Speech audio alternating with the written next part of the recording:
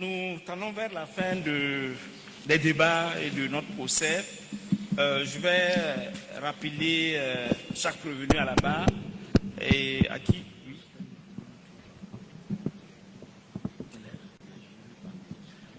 Non, c'est bon. Je pense qu'on va clore comme ça. Non, en fait, Monsieur le Président. Nous allons. Monsieur le Président.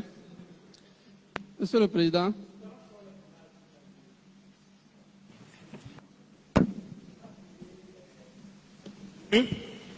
Et pour les donner le dernier mot en guise de défense, vous avez tous des avocats, et vous savez tout ce qui a été réclamé par l'AGE et par la suite les réquisitions du procureur. N'est-ce pas? Est-ce que j'aurais besoin de rappeler tout ça encore?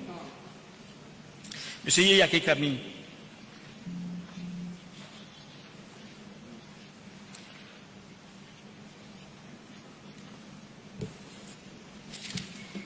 Monsieur Yé, quel est votre dernier mot au tribunal en guise de défense?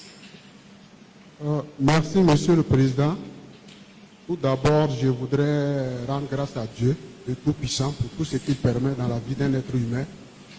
Ensuite, vous remercier, vous, Monsieur le Président, et l'ensemble des acteurs de ce tribunal pour la qualité des débats. Ils vont certainement permettre non seulement à la manifestation de la vérité, mais aussi éclairer l'opinion publique, comme le procès est médiatisé, sur la réalité, sur l'écart abyssal entre la réalité des débats qu'il y a eu à la barre et tout ce qui se dit à travers les réseaux sociaux et les médias. Sur ce, je voudrais à l'endroit de M. Tian dire ceci. Je n'ai aucun problème contre sa personne, je ne l'en veux d'ailleurs même pas. Et il se trouve que pendant notre collaboration, il a posé des actes contraires à la loi et que j'ai naturellement dénoncé à travers une plainte. Plainte pour laquelle je voudrais revenir là-dessus puisque j'ai entendu lors de réquisition du parquet que la plainte a été déguisée, que j'ai dévancé l'iguane dans l'eau en pensant que j'allais échapper à la procédure judiciaire. Ceci n'est pas le cas et je reviens clairement sur les circonstances de la plainte et l'arrestation de M. Tian. C'était un matin du 8 octobre 2024, mardi 8 octobre 2024. Je suis arrivé au bureau et je suis resté dans mon bureau. Je suis arrivé vers 7h30 à 8h. Comme d'habitude, je sors souvent saluer mes collaborateurs dans les différents bureaux. Et arrivé au bureau où se trouvait M. Tian, j'ai trouvé effectivement que Tian était dans le bureau avec son chef de service et Mme Bonkougou Lidi, puisque les trois partagent le même bureau. Et là, j'ai dit, Tian, tu es revenu après ta longue absence et l'incident que tu as eu. Et quand il est arrivé normalement le lundi, c'était le 7 octobre. Il n'est pas venu se présenter. Donc, j'ai dit, bon, tu es arrivé, tu n'as pas donné de tes nouvelles, alors qu'on s'est inquiété pour toi. Et après ces échanges, je suis reparti au bureau et traiter mes dossiers.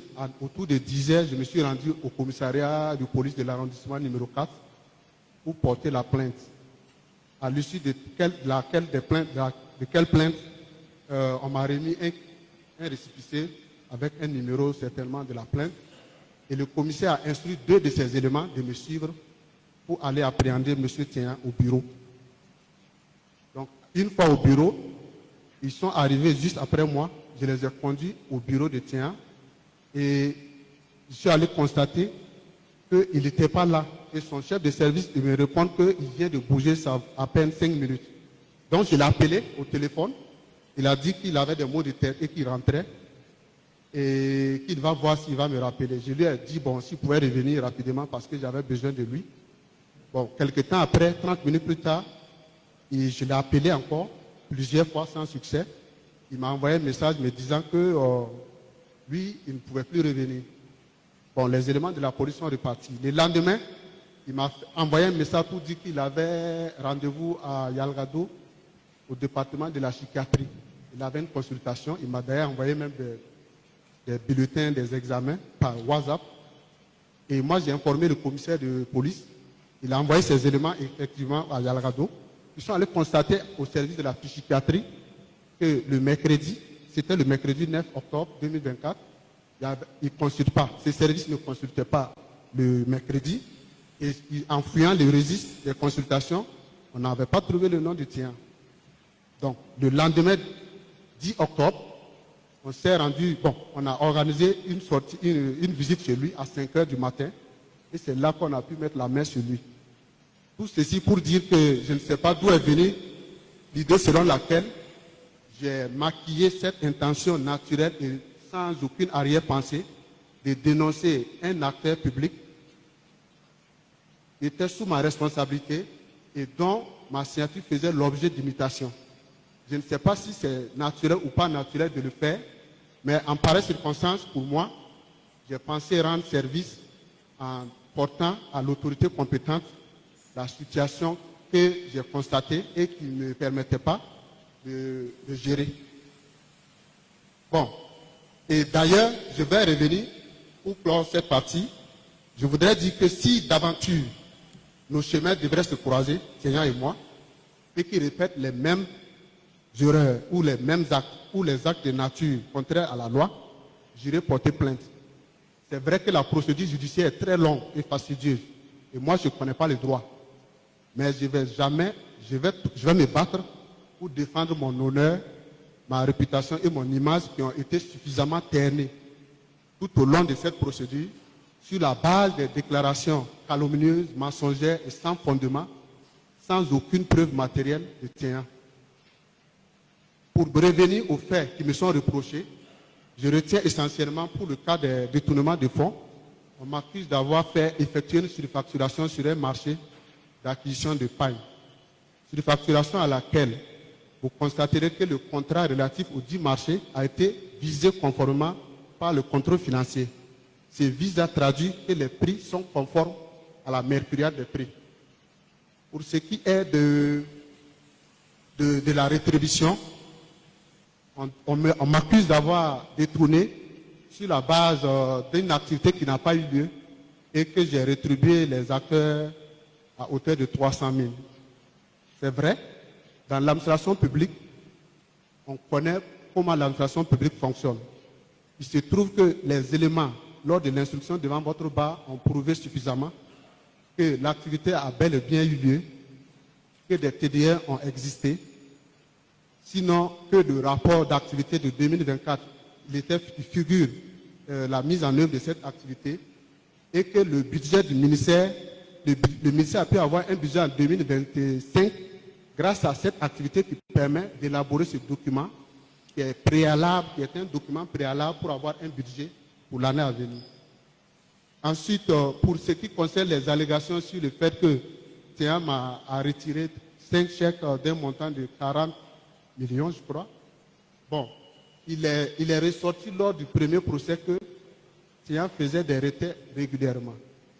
Et même le parquet l'a relevé que TIAM a déclaré avoir eu plusieurs échanges d'argent. On a eu à partager plusieurs fois de l'argent public. Mais bon, je suis étonné, puisque si tel est le cas, comment se fait-il que le procureur était obligé d'informer M. Thian que j'avais des investissements?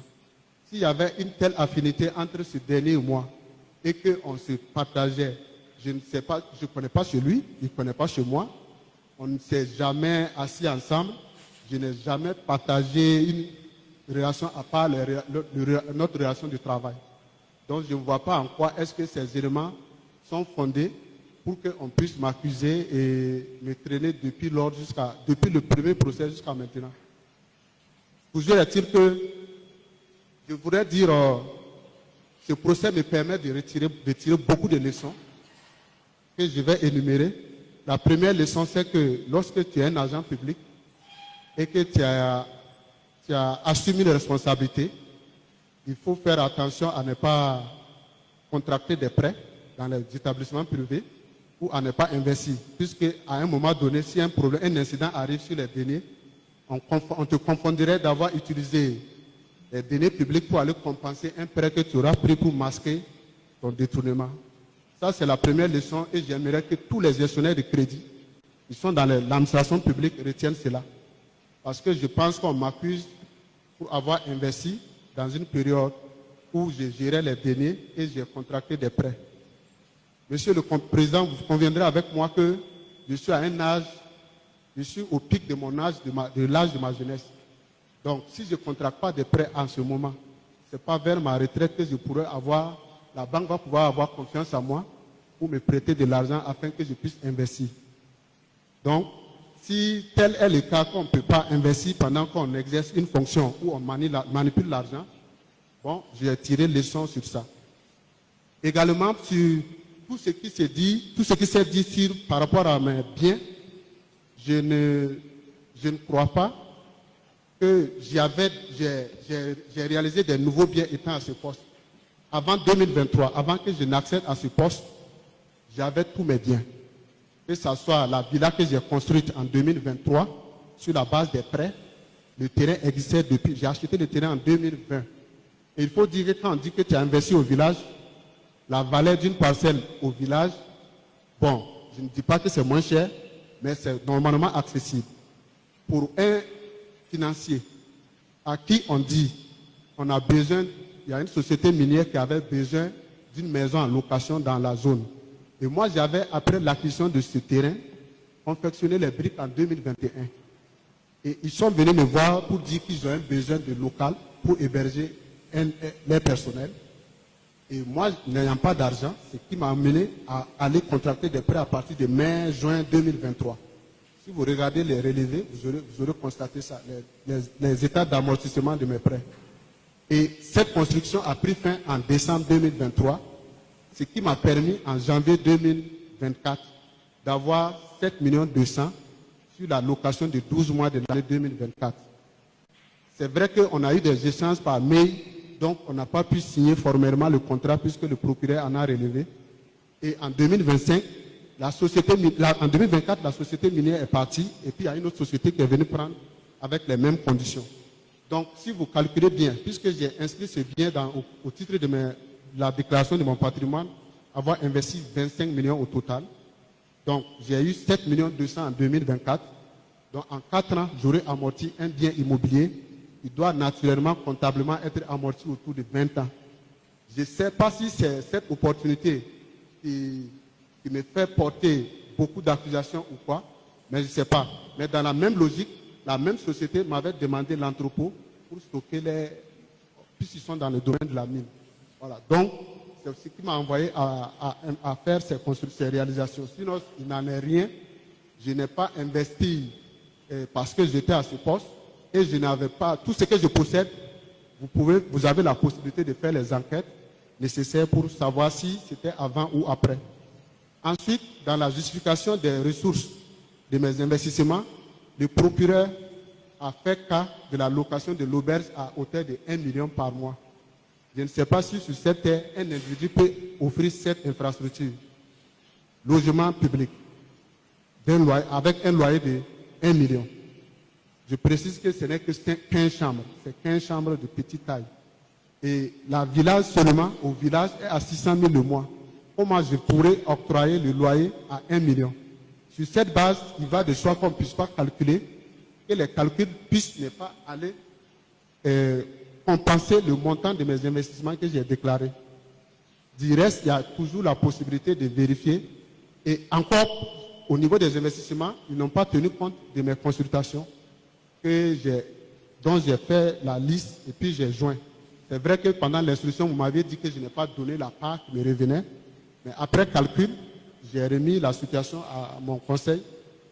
J'ai tiré de mes consultations de 2014 à 2024 un montant d'environ 200 millions.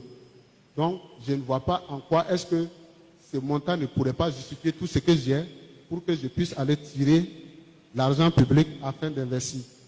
Mais, on dit souvent, lorsqu'on ne te croit pas, si tu veux, il faut t'expliquer 10 000 fois, le résultat demeure le même.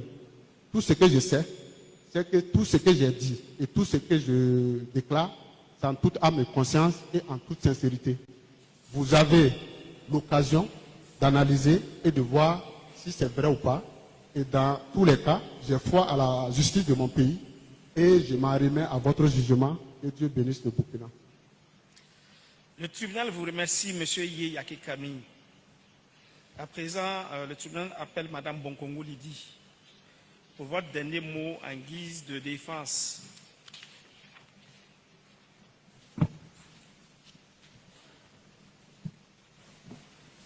Oui, Madame Bonkongo, vous avez la parole. Bonsoir, Monsieur le Président. Bonsoir, honorables membres du tribunal. Avant de m'adresser à vous, je vais dire merci à Dieu et de sa grâce. Et aussi, je voudrais dire à mes parents, m'excuser auprès de mes parents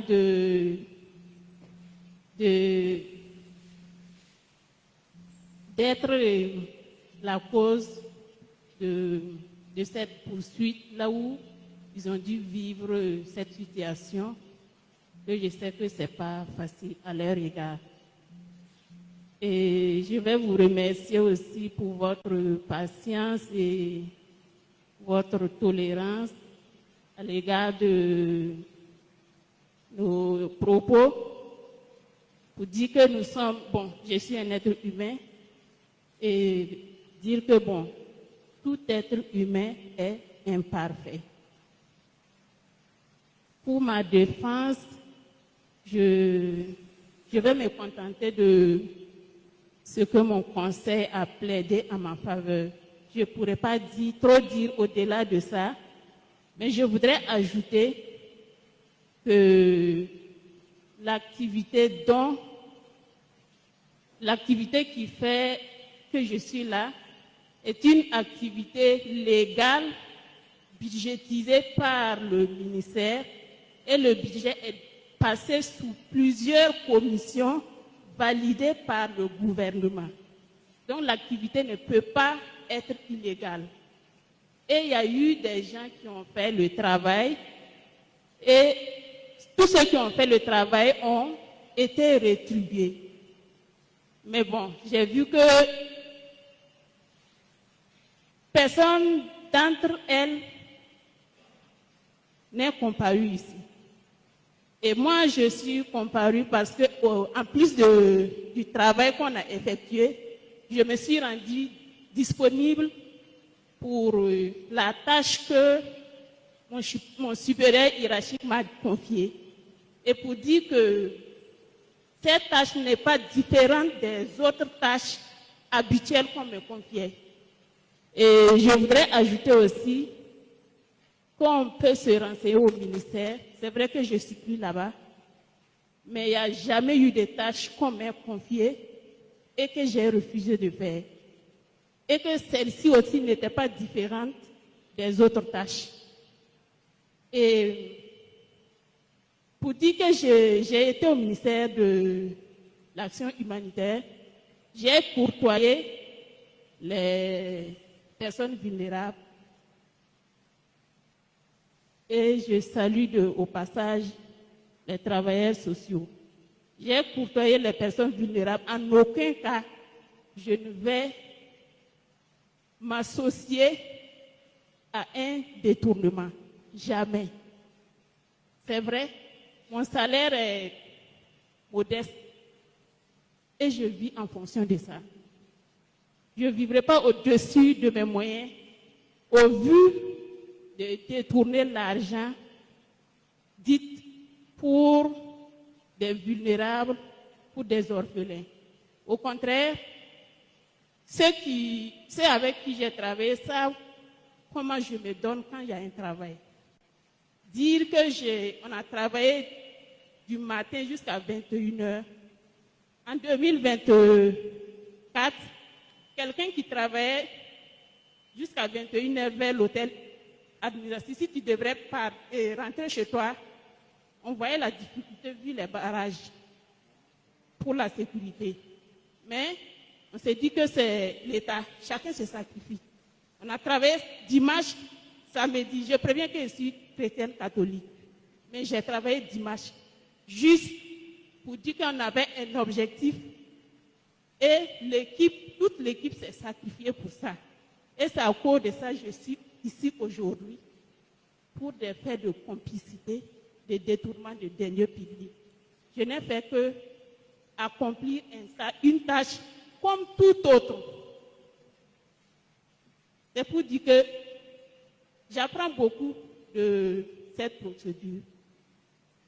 Ça va être une leçon pour moi et une leçon aussi pour tous ceux qui nous ont suivis. Pour dire que dans l'administration, ce sont les tests qui comptent.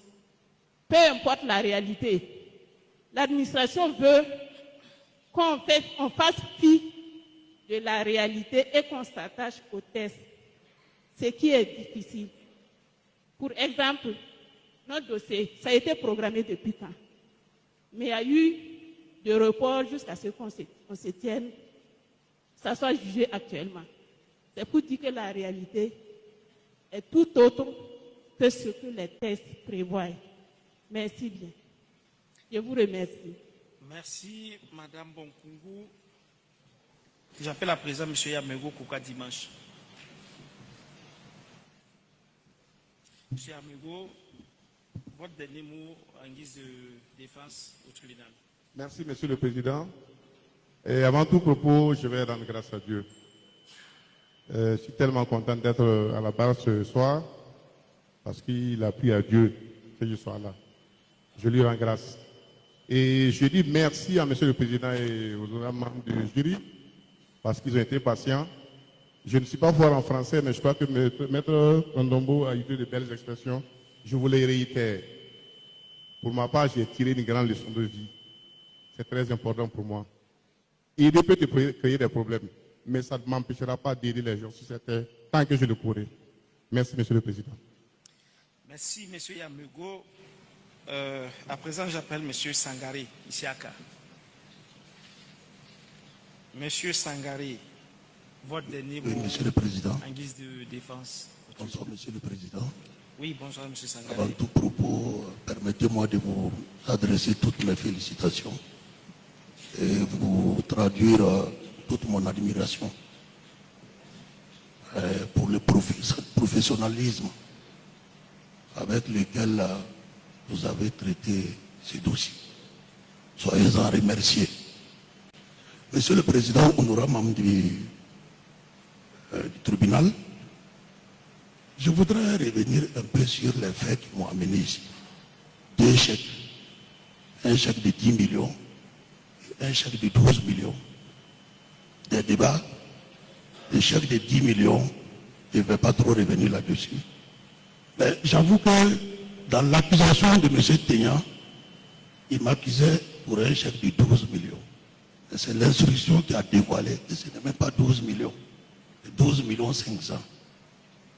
Donc, contradiction pour contradiction, cet aspect, je pense que vous avez tous les éléments que vous allez pouvoir trancher là-dessus. Après ça, Monsieur le Président, permettez-moi de revenir un peu sur moi-même ma carrière. J'ai 18 années de service. J'ai été recruté par le ministère de l'Action, en charge de l'action humanitaire. J'ai travaillé à la DAF de 2014 à 2018. Je suis allé à l'école et je suis revenu à la DGF. Pour vous dire que pendant 18 années, j'ai servi mon pays à travers le ministère en charge de l'action humanitaire.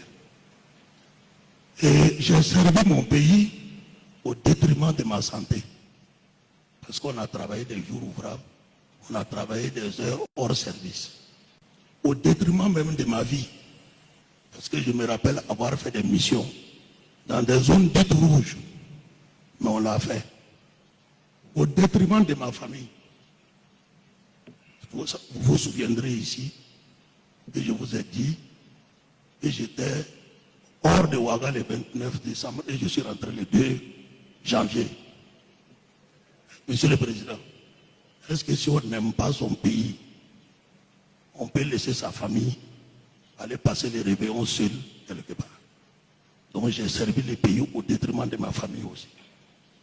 Et ce qui nous arrive, c'est pour dire que l'homme n'est pas parfait. Si j'avais su prendre les dispositions nécessaires pour garder par divers mois des pièces, les photocopies des pièces, je ne serais pas là aujourd'hui. Mais c'est des leçons qu'on tire. Malgré cette situation, je peux vous assurer que je suis toujours prêt à servir mon pays. Et pour terminer, Monsieur le Président, j'ai été éprouvé pendant tout le temps de la procédure. On a souffert, moi et ma famille, et on continue de souffrir. Il vous souviendra ici que vous avez dit que je suis père de 8 enfants. Tous ces enfants-là sont scolarisés, sauf un, le dernier. Dieu seul sait, depuis le début de cette procédure, ce qu'on a traversé jusqu'à aujourd'hui. Au jour d'aujourd'hui, il y a des enfants, je n'ai même pas pu payer la moitié de leur scolarité. Tout simplement par rapport à la situation. Ben, c'est pas simple. Mais ouais, on s'accroche. Pour terminer, il y a un vieux sage qui m'a dit un jour, il dit dans la vie, il y a des mensonges qui ressemblent trait pour trait à la vérité. Et il m'a dit, le jour qu'on va te mettre ces mensonges-là, on va te coller ces mensonges-là, seul Dieu peut te faire sortir de là. C'est ce qu'on vit aujourd'hui. Et pour terminer, clore définitivement, je me remets à Dieu. Je prie Dieu qu'il vous inspire, vous et les honorables membres du tribunal, et vous oriente vers la vérité. Je vous remercie, Monsieur le Président. Merci, M. Sangari Isiaka. Le tribunal appelle à présent Mme Zongo Niyenlo. Madame Zongo, vous avez la parole pour votre dernier mot en guise de défense. Bonsoir, Monsieur le Président. Bonsoir, honorables membres du tribunal. Oui, bonsoir, Madame Zongo. Je voudrais dire que j'ai fait mienne les plaidoiries de mes conseils, mais je voudrais quand même dire quelques mots.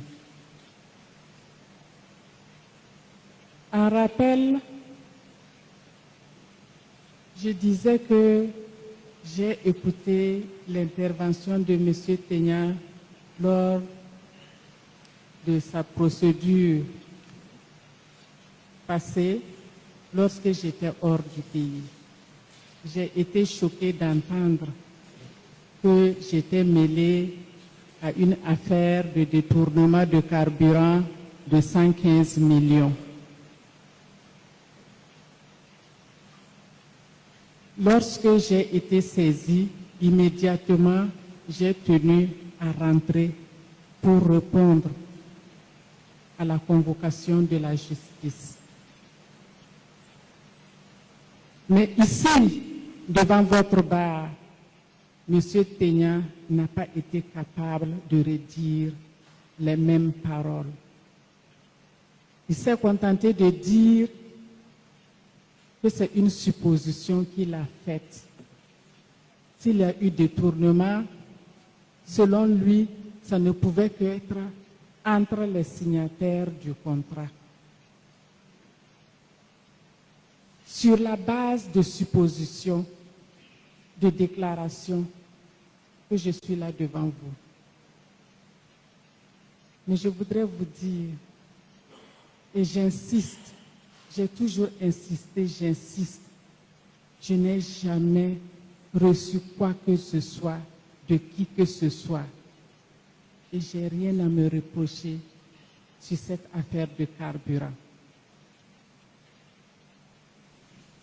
Les premiers acteurs étaient là.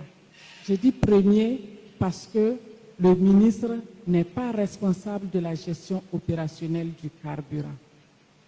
Les premiers acteurs de cette gestion étaient là.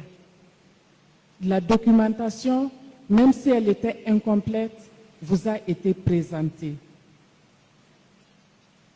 La reconnaissance des signatures des bordereaux de livraison ont été faites ici par le DAF et le gestionnaire de carburant. De l'État qui en a été fait, je ne vois pas où se situe ce détournement de 115 millions, vu que les acteurs reconnaissent avoir réceptionné et utilisé ce carburant. Mais sur la base de suppositions, de déclarations contradictoires, mes biens ont été saisis depuis août 2025. Comme l'a dit celui qui vient de me précéder, depuis le début de cette procédure, ma famille et moi, nos proches, nos amis, nous en avons souffert, nous en avons été affectés. À cause de cette procédure, je disais, j'ai dû écourter mon séjour auprès des enfants. À cause de cette procédure, j'ai dû arrêter la recherche d'emploi, attendant que la lumière soit faite sur cette affaire. Monsieur le Président, c'est difficile, très difficile. Mais grâce au soutien de ma famille, de ma belle famille, des amis, des proches, je me tiens devant vous. Ma famille a été très résiliente.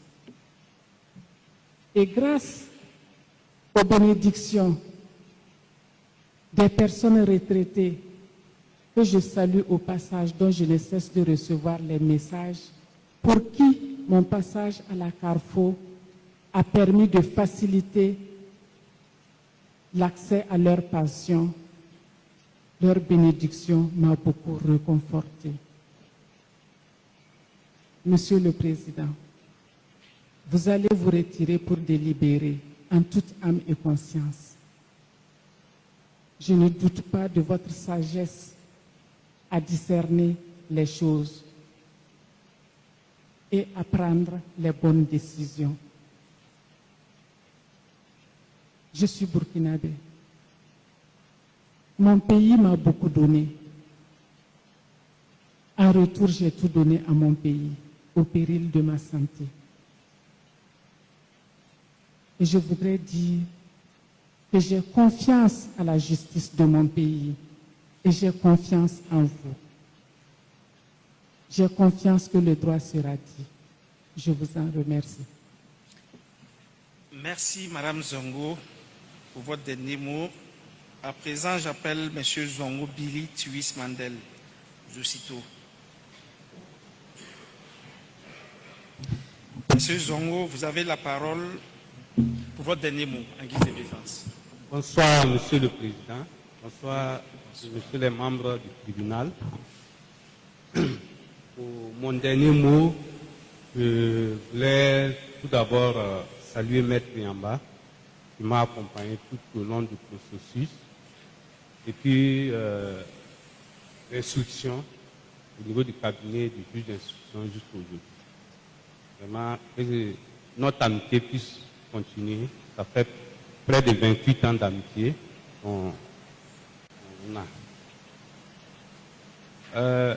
Après cela, Monsieur le Président, je voulais dire que j'ai occupé beaucoup de postes d'État. J'ai été audité par l'Inspection générale des finances, par les ITS. Je vous ai rappelé ici que nous étions les premiers à être audités quand j'étais au ministère de l'Environnement en 2015. De 2015 à 2016, notre gestion. Les rapports sont à l'ASE, vous pouvez les sortir pour pouvoir permettre de compléter votre travail avant de délibérer. Que ce soit la gestion en 2016, elle a été auditée quand je n'étais plus au ministère. S'il y avait un souci, on allait m'appeler. Je rappelle que je n'ai reçu un copec de personne. Je n'ai remis même pas un seul franc, un franc, Madame la ministre, lors de ma gestion, au soutien du travail. Bien. Je le répète et je le redis. C'est vrai, à un moment donné, nous avons eu des petites crises professionnelles, mais après ça, après mon départ, la relation ne s'est pas coupée, puisque si elle se rappelle très bien, comme j'ai perdu mon petit frère, même père, à l'hôpital Tengango, le même jour quand elle a appris, en ce moment le décès était toujours à la mort, elle m'a appelé, elle m'a fait un dépôt, elle m'a dit ce jour-là qu'elle est déjà en route pour une mission, sinon elle allait venir à la levée des corps. Et qu'à cela ne tienne, elle m'a fait un dépôt. Donc, c'était des couacs professionnels, c'était des incompris professionnels. Et je crois, pour quelqu'un qui t'a relevé de tes fonctions, et que vous partez avec 40 millions dans ce Burkina Faso-là, et qu'on ne vous poursuit pas, on ne vous dénonce pas. Après, l'ASE vient pour auditer en 2016, en 2018. Personne ne m'a interpellé, même les auditeurs de l'ASE. Ça fait quand même ça fait quand même réfléchir. Ça veut dire qu'il y a rien eu. Vous avez constaté que dans vos dossiers, il a été reversé les bordereaux de livraison parce qu'on n'a pas pu joindre les différents rapports de l'ASE, les différents registres n'ont pas pu être retrouvés. Certainement, c'est tout ça qui fait que le dossier est incomplet et on pense à un détournement. Je dis et je le répète, quand le document de la passation n'était pas encore trouvé, il y avait toujours des inquiétudes. Mais quand on a produit le document de la passation, au niveau du carburant, vous avez vu même qu'il y a eu un report de près de 17 millions qu'on a commencé à utiliser à partir du 1er janvier 2017. Pour des gens qui ont un esprit de détourner, je ne crois pas, c'était l'occasion de dissimuler ces 17 millions parce qu'on sait qu'on a déjà un carburant de près de 115 millions qui est déjà disponible. Mais on a fait ressortir ce carburant et il s'est retrouvé dans la gestion 2017. Et tout de suite, le bastonnier vous a lu le rapport provisoire. Je souhaite, Monsieur le Président, faites tout pour avoir les différents rapports de la SE. Ça va vous guider dans votre décision finale.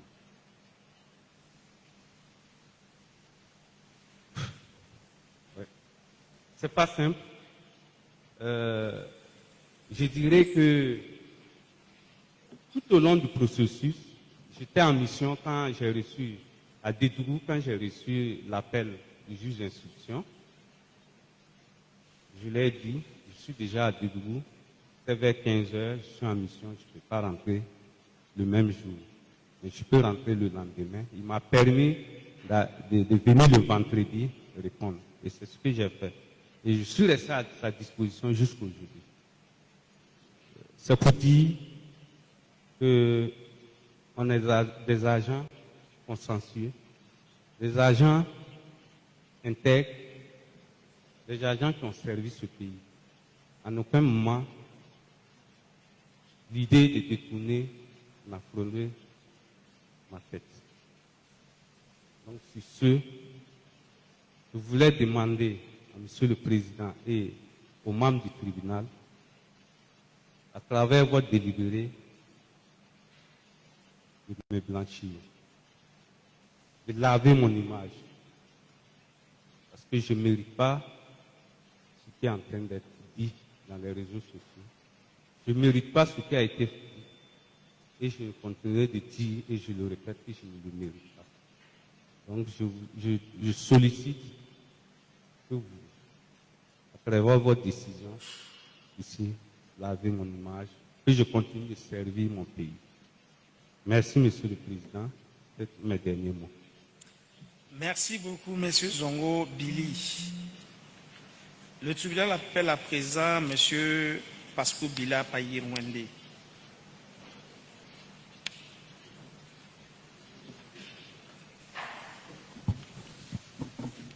Monsieur Merci. Pasteur Bila, vous avez la parole pour votre dernier mot en guise Merci, de défense. Monsieur le Président. Je dis merci à l'ensemble du tribunal.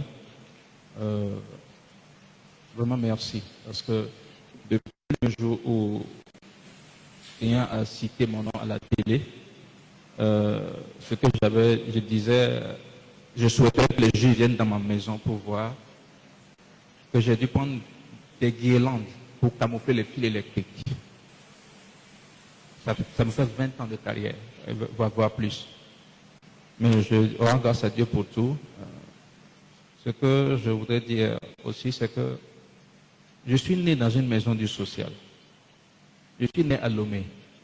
Et mon papa était le directeur de l'école des sourds-muets du Togo. Pendant que mon oncle assurait la direction de l'école des aveugles, des malvoyants. Donc, venir au ministère, ça a été pour moi une histoire très passionnante. Et je l'ai fait de tout mon cœur. Si c'est le sacrifice accompli, je suis prêt à recommencer. Une fois que j'ai fini, je voulais rentrer à la maison, j'ai attrapé mes volants et mes bras tombaient. Je ne sentais plus mes bras. Il a fallu le réprographe, Aimé, je pense, pour me conduire à la maison. Je l'ai fait avec mon cœur, avec tout mon cœur. Et je ne le regrette même pas.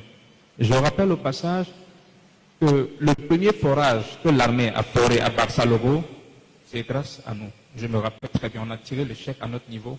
On l'a fait positionner au trésor à 18 h. Et l'armée allait forer ce forage pour les réfugiés. J'en ai été heureux et je remercie Madame la ministre qui m'a appelé à l'époque pour servir ce ministère. Et je l'ai fait avec mon cœur. J'y tiens. Je continue en rappelant un petit détail.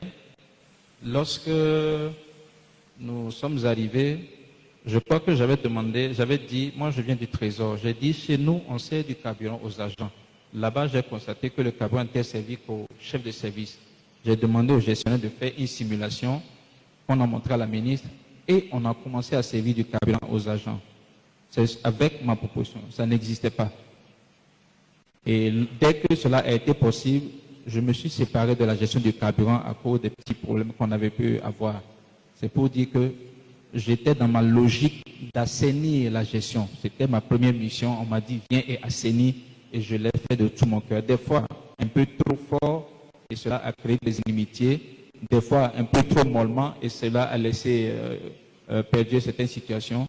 Mais je l'ai fait avec mon cœur, et je le referai si Dieu m'en donne la force. Pour l'autre côté, je dirais que devant témoin, Ramieba a contesté certaines choses ici, mais dehors, il a commencé à me demander pardon. J'ai dit, je n'ai rien contre toi.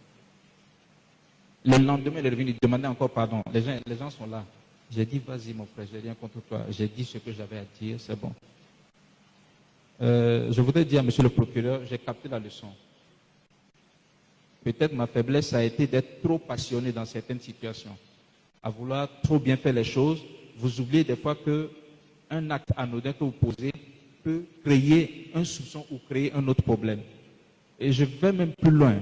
Dans ce ministère, j'ai laissé de mon propre fonds commun devant Dieu. Mes fonds personnels sont rentrés dedans. Oui, je l'ai fait parce que j'ai aimé la structure. Quand on est DAF, j'avoue que même si vous payez 10 millions, je suis plus sûr d'accepter ce poste-là. Mais quand on est DAF, la joie qu'on a, c'est de transformer des lignes en réalisation. Une fois, j'étais à Koudougou en mission, j'ai vu un véhicule, j'ai dit, ça c'est ma voiture. Et j'ai couru aller voir l'immatriculation, ça faisait partie des véhicules qu'on avait payés et j'en étais très heureux. Vous ne pouvez pas savoir l'effet que ça fait. Ça, je remercie Dieu d'avoir eu cette occasion-là. Et pour finir, je ne vais pas revenir sur les questions d'audit, c'est pour dire que le dernier audit que j'ai subi, c'est en 2019 et j'ai même reçu les félicitations de la SE quand je partais. Je suis parti la main sur la conscience, heureux d'avoir contribué pour ma part au développement de mon pays.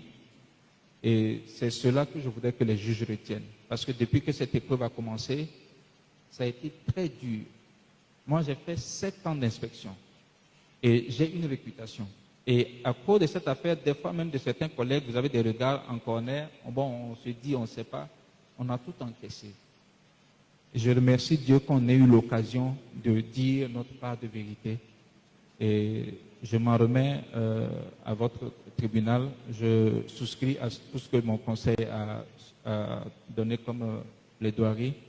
Et je prie que Dieu vous inspire. C'est ça qui fait que je suis calme. Sinon, d'habitude, je suis un peu plus chaud. Mais je ne sais pas, Dieu m'a donné un certain calme. Parce que je sais qu'il va dire la vérité. C'est ça qui fait mon calme et ma sérénité. Et je vous remercie. Et merci pour les leçons. Merci. Merci beaucoup, M. Pasco Bila, Païnouende. Le tribunal appelle à présent M. Ouedraogo Sompayindi Ismaël.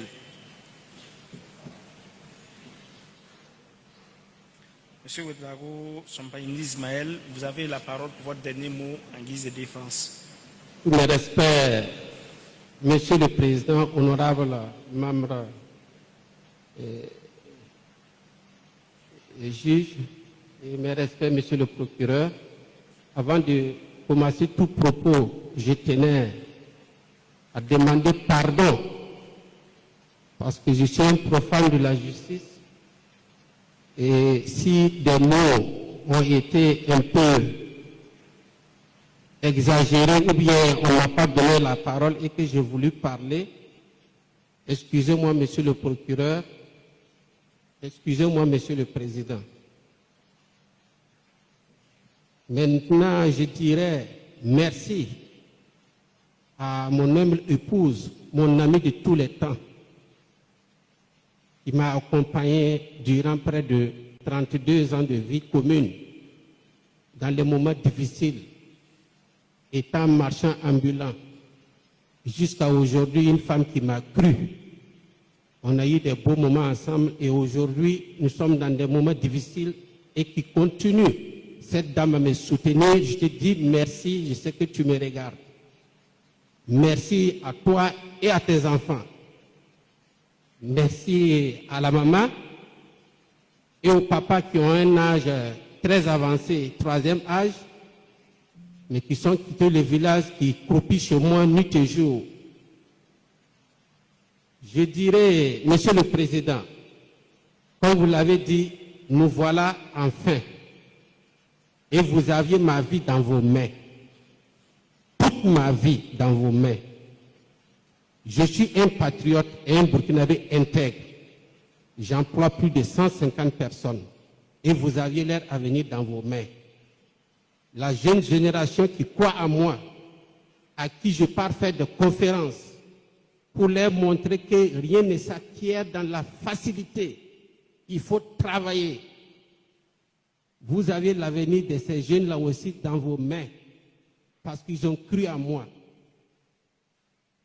J'aimerais vous dire, Monsieur le Président, je ne suis pas un Burkinabé malhonnête. Je suis un travailleur dévoué. Un jour, quand vous aurez l'occasion de me croiser, si vous me donnez cette liberté, vous allez dire, est-ce que c'est M. Ismaël celui-là? Vous allez me voir dans ma tenue de travail sur une vieille moto qui est en train de suivre mon travail.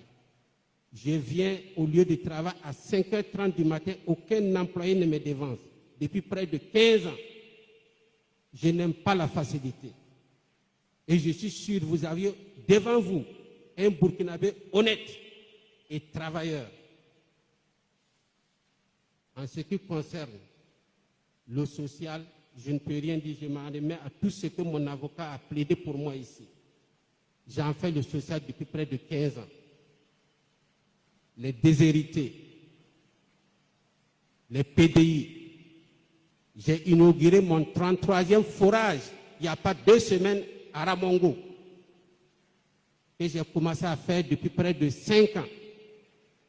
Parce que je me suis dit suffisamment, si Dieu t'attribue quelque chose, tu peux partager. Et j'aimerais vous dire, croyez-moi, Monsieur le Président, je ne vais jamais faire ces malversations. Je ne vais jamais voler mon pays. C'est à moi de donner à mon pays. Je ne vais jamais le faire. Et quand je dis aux jeunes de travailler, ce n'est pas à moi de voler et dire le contraire aux jeunes que je dis de travailler tous les jours. Je ne le ferai jamais. Et pour finir, je peux vous assurer que je n'ai aucune rancune. Aucune rancune. Je m'appelle Sompayindi Ismaël avec Madame la ministre. Aucune. quelle qu'en soit l'issue de ce qui va se passer ici, je resterai toujours le même Ismaël. Je n'ai pas de rancune envers qui que ce soit. Et je souhaite de tout mon vœu que tous ceux qui sont prévenus ici, que Dieu fasse que nous ayons tous notre liberté. Parce que nous sommes tous des Burkinabés et nous voulons travailler pour notre pays et galvaniser surtout nos troupes, nos VDP, nos forces de sécurité qui sont sur le terrain à combattre l'ennemi pour vous permettre, vous, de nous juger ici en toute quiétude. Ça veut dire qu'il y a un travail de fond qui s'est fait dans les campagnes et dans les villages par nos forces de défense et de sécurité. Mais nous, pourquoi pas venir répondre à la justice de ton pays et dire que tu aimes ton pays? Et venir répondre à la justice de ton pays montre déjà que tu aimes ton pays. Ceux qui fuient la justice de leur pays, c'est ceux qui n'aiment pas leur pays. Quand tu aimes ton pays, quand on te convoque devant la justice, tu dois te rendre. C'est ça aussi, être un patriote, être un homme intègre.